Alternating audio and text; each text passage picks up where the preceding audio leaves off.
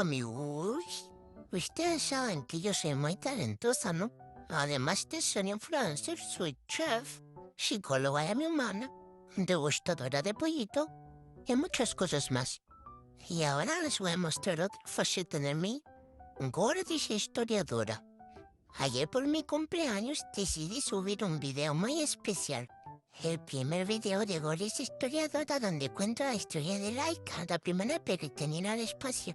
Lo subí a YouTube, espero puedan verlo. Dan su opinión sobre la historia y danme sugerencias para otros capítulos de Gordis historiadora. Estaré subiendo todos los domingos.